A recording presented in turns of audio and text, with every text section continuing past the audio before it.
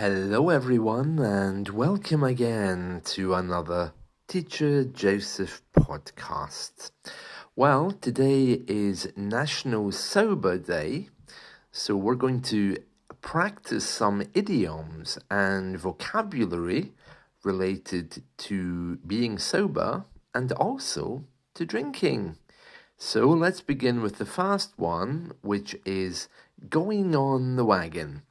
Going on the wagon is how we describe people who've recently stopped drinking. It can also be used in other ways, perhaps to describe people who haven't drank for many years, but it's quite common to hear phrases like, "Oh, did you hear John's gone on the wagon?"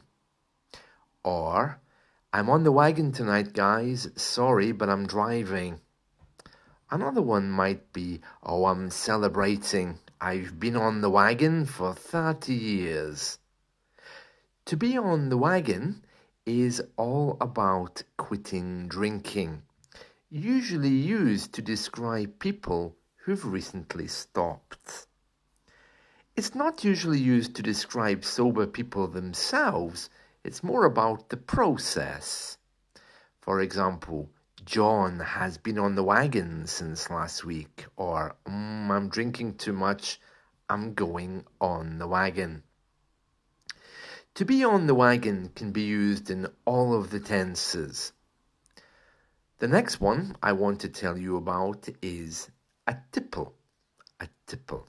People who drink alcohol, they often refer to their drink as a tipple. "Oh, I feel like a tipple today. I wish I could have a tipple.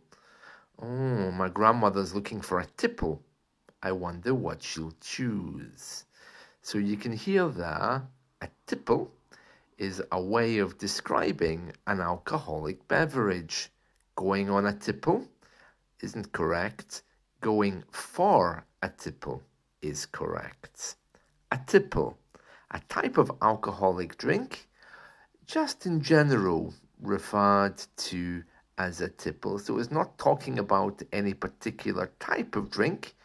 It's just saying, "Oh, do you want a tipple?" "Yeah, what would you like?" "I'd like a whiskey, please." "Okay, here you go. Thank you." A tipple. If you like these kind of phrases, then you'll probably like ones which are used in pubs. When you're buying your friends drinks, it's referred to as a round of drinks. Quite often you hear phrases like, "It's my round," meaning it's my turn to buy the drinks. As well as hearing "it's my round," you might also come across pubs which don't allow you to buy rounds of drinks. More and more pubs now, especially ones which are, let's say, becoming aware of violence and abuse, now limit the number of drinks anyone can buy at one particular moment. So it's quite common to go to a bar and say, "Okay, can I have 13 pints of Guinness and 2 glasses of whiskey?" The barman might say, "Oh, I'm sorry, because I can only sell you 3 drinks at a time." Okay? So if that's the case, then other people have to buy the rounds. It's not very common that, but I have seen it in an increasing number of bars. The next one is how to describe a drunk person.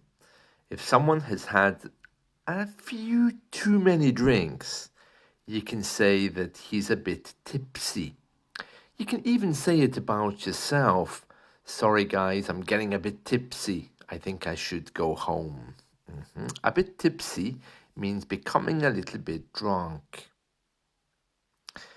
If you're completely drunk, someone may describe you as being completely plastered or completely sloshed, or the one I would use is wasted.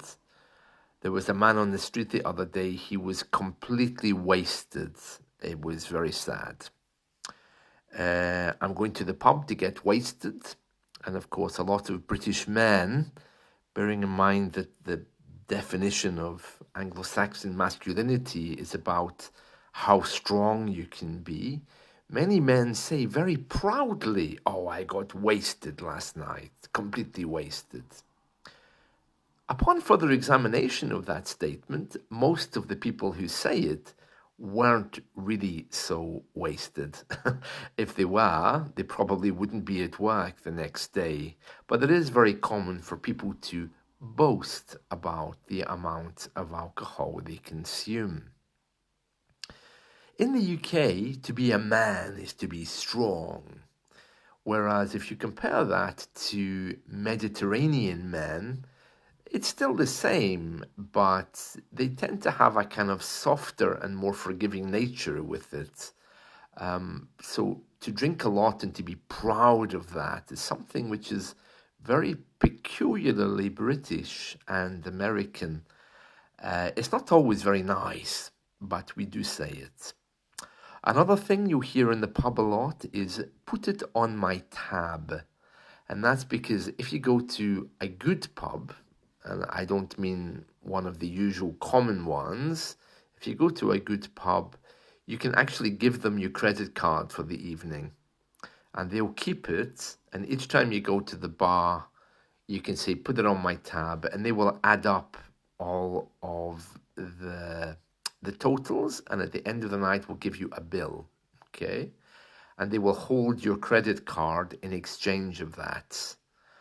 That's usually how it works.